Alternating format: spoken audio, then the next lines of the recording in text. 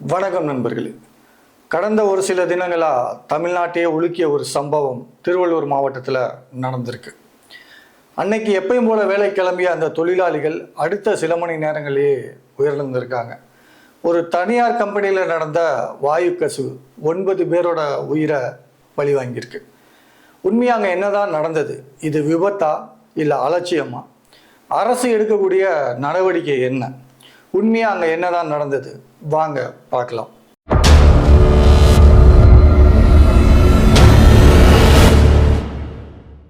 திருவள்ளூர் மாவட்டம் பெரியபாளையம் கன்னிகைப்பேர் அங்குள்ள கடல் உணவை பதப்படுத்தி வெளிநாட்டுக்கு ஏற்றுமதி செய்யக்கூடிய Peter and Paul seafood export private limited அப்படிங்கிற ஒரு தனியார் கம்பெனி அங்கே இயங்கி வருது.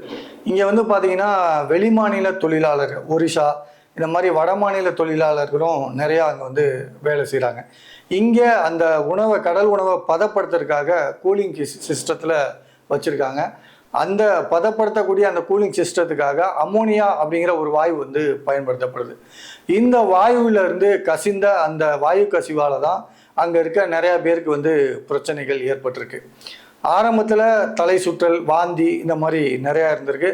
அடுத்த சில மணி நேரத்திலேயே பார்த்தீங்கன்னா ஒவ்வொருத்தராக உயிரிழந்திருக்காங்க. ஆரம்பத்தில் வெறும் 3 பேர் அப்படின்னு சொல்லப்பட்ட நிலையில் இப்போது 9 பெண்கள் உயிரிழந்திருக்காங்க. 60க்கும் மேற்பட்டோர் அங்கங்கே இருக்கக்கூடிய அருகாமையில் இருக்கக்கூடிய மருத்துவமனையில் சேர்ந்து சிகிச்சை எடுத்துக்கிட்டு இருக்காங்க.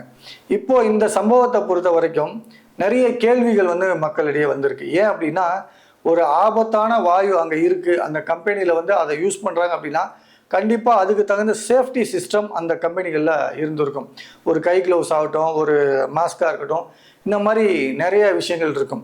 ஸோ அப்படி இருக்கும்போது அந்த கம்பெனியில் வேலை பார்த்த அத்தனை பேரும் அந்த மாதிரி உபகரணங்களை பயன்படுத்தினாங்களா, அங்கே முறையாக எல்லாத்தையும் செக் பண்ணியிருக்காங்களா? ஏன்னா இப்போ லீக் அப்படின்னும் போது ஒருவேளை அரிப்பு இருந்திருக்கலாம். அப்படின்னா தொடர்ந்து அதை பராமரிக்கக்கூடிய கம்பெனி நிர்வாகம் அதை சரியாக பராமரித்ததா, இல்லை அங்கே இருக்கிறவங்களுக்கு அந்த பாதுகாப்பு உபகரணங்கள் எதுவும் கொடுக்கப்படலையா?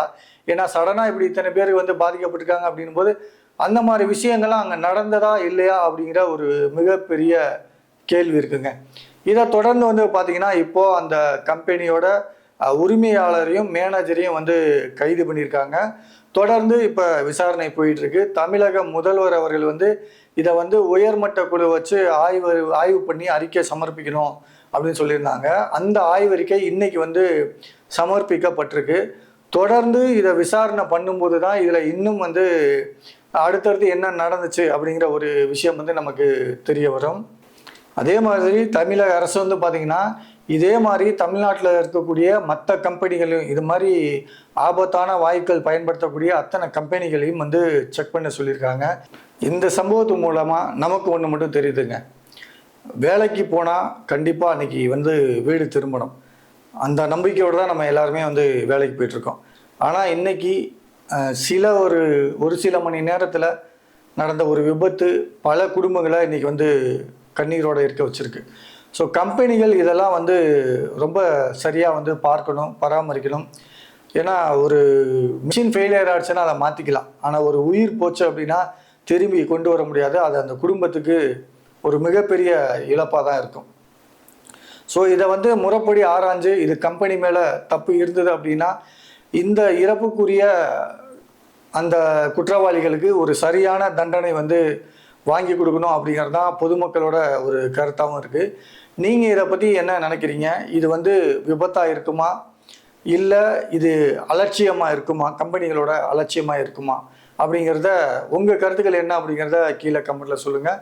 மேலும் இது மாதிரி உண்மை சம்பவத்தை தெரிஞ்சுக்கிறதுக்கு நம்ம சேனலை சப்ஸ்கிரைப் பண்ணி வச்சுங்க. மீண்டும் மற்றொரு பதிவில் சந்திப்போம். நன்றி.